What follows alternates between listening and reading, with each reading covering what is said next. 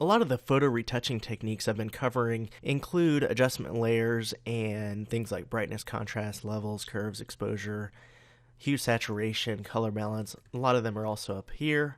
And we've been using some corrections such as the spot healing brush tool, the patch tool, and masking with layers. I also want to go over the raw filter because this is a really useful tool in Photoshop that we don't necessarily have to have a camera raw file for anymore. So if you have a camera raw file, go ahead and open up that's fine. If you have a JPEG, open that up and we can go to filter and then camera raw filter right here. And the camera raw filter is very powerful. A lot of the things right here are similar or exactly the same to things that we've been going over. For example, temperature and tint, and things like saturation and vibrance and clarity.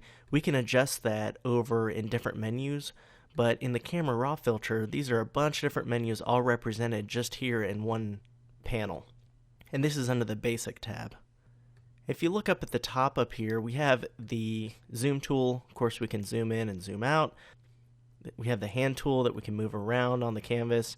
And the white balance tool is we don't click somewhere that's going to be completely white or black. It's if you find an area that's kind of grayish. So say just right here. That doesn't work very well. Let's try over, trying to ring maybe. So that works okay. So you can see that effect with the white balance, and you can also just go to as shot, how it was actually shot. You can go to auto and it will try to figure it out, but I highly suggest doing this manually.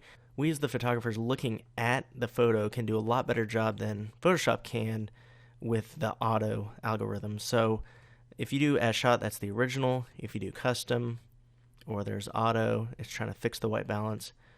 So I'll just keep it on the default for now. If we took a photo inside and we had the white balance set to something like natural or daylight or some custom setting meant for outside, of course it's going to look a little bit yellowish, a little warm. So we could bring that slider over to the left to cool it off.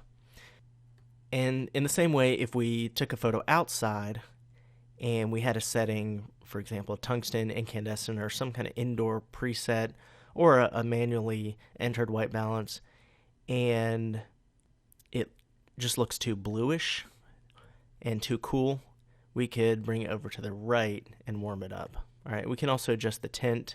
If you click on Color Sampler tool, in Photoshop you have 4 areas that you can monitor as you're making adjustments.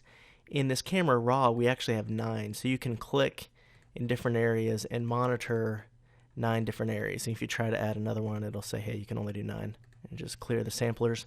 The targeted adjustment tool is pretty useful if you have an area, kind of like in some of the panels we've been working with. Some of those have a targeted adjustment tool as well.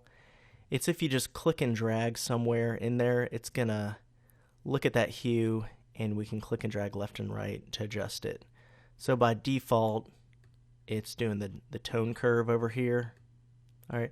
If you click and hold instead of the parametric curve, which is similar to the curves, you could go to hue, and that'll pull up the hue, saturation, luminance. So if I click and drag, it will adjust those hues. So it's adjusting the oranges and the reds to a smaller extent. We also can tell it to adjust the saturation, luminance, grayscale mix. So if I go to saturation, it'll adjust that. And we go to luminance. It's going to only adjust that area within a range compared to where we clicked.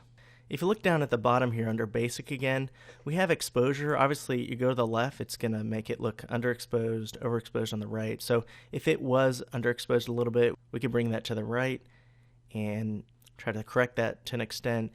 Contrast, you're going to have more contrast to the right, less contrast to the left. And then highlights are just the highlighted areas will become brighter or darker. And then shadows, if you want to open up the shadows without affecting the highlights, we can bring the shadows up like that. So that can be useful in portraits when you have darker areas that we want to brighten up without overexposing areas that are already brighter.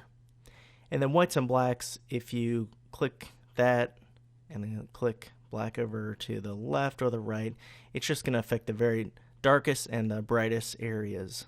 Sometimes you want to know if you do have any just completely white or completely black pixels in the photo. Here's a tip. You can actually hold Alt on the PC or Option on the Mac, and then click and drag on the whites. And it kind of brings it in there. You can see there are some there. So if you let go of that, if you click and drag on the blacks and go to the left, it will tell you the darkest area. So it looks like right there. So if you're using the white balance correction we did earlier, you could use this in conjunction with that if you wanted to find out where the completely white and completely black parts of the photo are.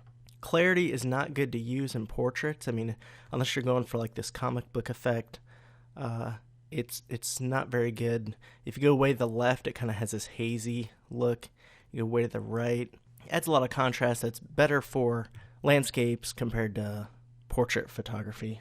Vibrance can be helpful because it'll boost some of the background. It won't necessarily affect the skin tones that much. It won't really overdo it unless you really bring it way to the left or the right. And saturation is just similar to some of the other techniques we've been doing where we boost the saturation. And if you click up at the tab here, instead of basic, you can click on this tone curve. And by default, it says parametric.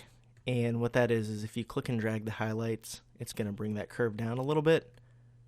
And bring the highlights over to the right, they'll get brighter. And then lights, same thing. We're just adjusting the levels of the light, and then darks, and then shadows. So if we're correcting the lighting in a portrait, this can be useful. If we want to use just the traditional curves, you can just click on point, and then you can add points, like so. And you can also affect just the specific individual channels like red, green, blue. And you have some custom settings here as well as some presets. And a lot of these menus, these tabs, have presets that you can load. You can load settings, you can save the settings. If you find a technique you're doing that you like, we can save the settings and then load it later to use it in our portraits. In the next lecture, I'm going to be covering sharpening and smoothing portraits using this camera raw filter.